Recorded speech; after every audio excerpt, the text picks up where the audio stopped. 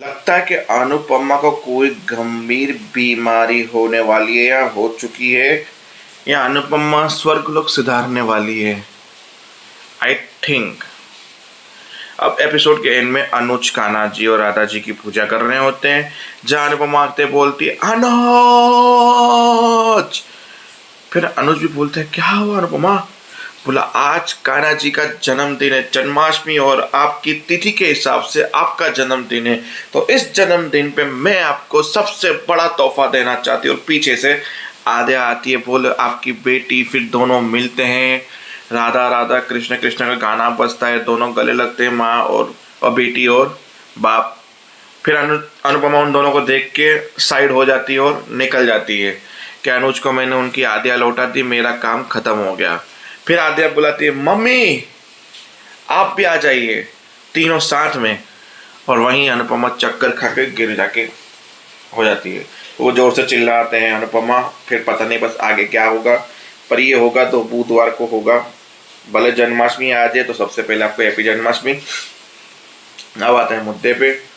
अनुपमा पहुंची, रात को डीन और उनको बात करते हुए सुना, क्योंकि डीन उसकी बीवी बात कर रहे थे कि आद्या कुछ ऐसा बिहेव कर रही है जो अलग है। पहले सेट तस्वीर थी, अब अच्छी अच्छी तस्वीर बना रही है ये। मतलब बच्चों के मूड सिंह से हिसाब से होता है ये। फिर बोला नहीं हम ये शेयर छोड़ के जाएंगे, कोई तो है जो मुझे और आद्या इसको दूर करना चाहता है, प्रिया को। तो भाई चलो अभी कभी पैकिंग करते हैं। आद्या को उठा दिया, पैकिंग करवा दिया। आद्या ने बोला ठीक है चलते हैं, वहाँ पे बाहर जाऊँगे तो कुछ हरियाली मिलेगी, कुछ न्यू मिलेगा। वैसे भी यहाँ पे मुझे घुटन हो रही है, पर परसों जन्माष्टमी है ना, तो क्यों ना आप भी कान्हा जी के मंदिर में जो लेके गई थी, आप जन्माष्टमी को बहुत मानती है, तो जन्माष्टमी के बाद हम यहाँ से चले जाते हैं। कैसा रहेगा आइडिया? क्योंकि आद्या को लग गया कि कुछ ना कुछ तो डाउट है इनको, तभी ये भागने की कोशिश कर रही है।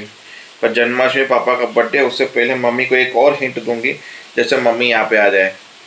फिर जब अनुपमा वहाँ पे खिड़की पे थी, ये सब जब सीन हो रहे थे, तो उसकी शक्ल नहीं दिख रही थी आद्या की, पर वो खिड़की पे एक तस्वीर बनी हुई थी पिंजरे की, जिसमें आद्या कह दे ये वो। तो अनुपमा को थोड़ा डाउट हुआ, पर उसको चक्कर आ रहा था। अनुपमा चली गई और सुबह में आई। इतनी सुबह सुबह जब ब्रेकफास्ट कर रहे थे तो बोला तुम इतनी अच्छे से ब्रेकफास्ट करी हो, बिना रिचिक, बिना नौटंकी किए हुए। इतने में घंटी बज गई। बोला सुबह सुबह कौन आया?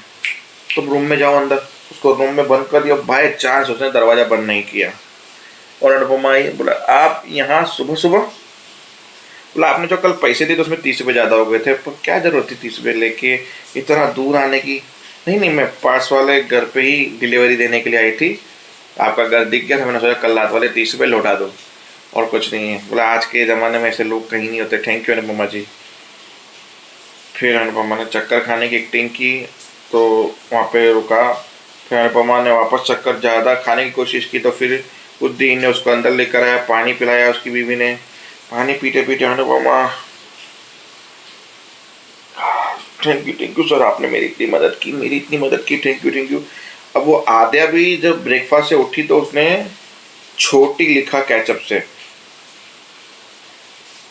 प्लेट पे और अंदर चली गई कि हिंट मिले मम्मी को। अनुपमा ने 2-3 गिलास पानी के पिए, उठी गिरी, उठी गिरी, उठी। फिर वो बोली कि मेघा के तुम हॉस्पिटल ले जाओ उसको, बहुत दिक्कत हो रही है, तुम जाओ यहाँ से, तुम निकलो निकलो यहाँ से फटाफट। मतलब बस 2 मिनट दे दो, डॉक्टर की ज़रूरत नहीं है, मैं 2 मिनट में खड़ी हो जाऊँगी। अनुपमा खड़ी हुई, धीरे धीरे जाने लगी। बोला प्लीज़ कान्हा जी एक हिंट दे दो, एक हिंट दे दो। फिर मोबाइल गिर गया, तो बोला टूटा तो नहीं ना मोबाइल? वो तो मोबाइल चेक करे थे, इतने में सामने से आद्या ने देखा दरवाज़ा मम्मी ने लॉक नहीं किया है।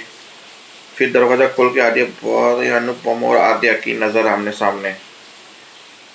फिर वो छोड़ अनुपमा आद्या के पास भागी, दोनों ने गले मिलाए। बोला ये विलन से मुझे कैद करके रखते हैं पिंजरे में, ये वो।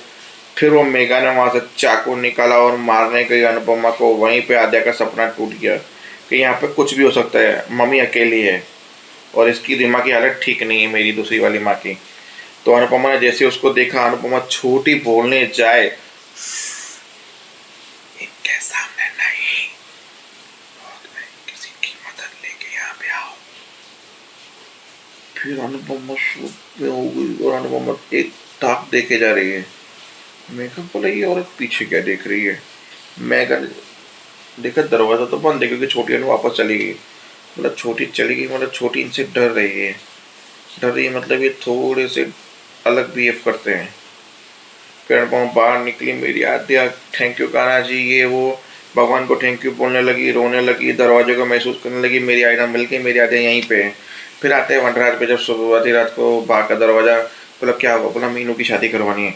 मैंने बोला बाबूजी ठीक है, बच्चे ठीक है, ये ठीक है, वो सब कुछ ठीक है, मीनू की जल्द से जल्द शादी करनी है। संजय को डोली को मैं बोल दूंगा, वो मेरी जिम्मेदारी है और ये भी मेरी जिम्मेदारी है। मीनू तो उसकी शादी करवा दें, उसके हाथ पीले करके कोई बड़े घर में शादी करवा देनी है मुझे।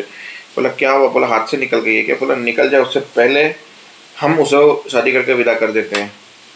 क्योंकि फिर वनराज को वो सीन याद आया रात वाला, जहाँ पे वो लेजर लाइट से एक दूसरे को प्यार बड़ी मोहब्बत कल के एपिसोड में कर रहे थे, और वनराज खुली आंखों से देख रहा था ये सब चीज़ें। तो वनराज को शक नहीं, अब यकीन हो चुका है कि ये इलो इलो क्या है, ये इलो इलो, इलो का मतलब मीनू सागर प्यार में है। तो बस वनराज को डर है, और इस जन्माष्टमी मीनू की सगाई करने वाले किसी अमीर रईस घर के साथ। तो बस देखते हैं कि इस जन्माष्टमी आद्या तो मिल जाएगी, पर तमाशा डबल होगा, और डायलॉग डिलीवरी और सास और आशा भवन साथ में होंगे। सास यानी एस, आशा भवन वानी AS, जब साथ में होंगे तो मज़ा आएगी। जय हिंद, जय भारत।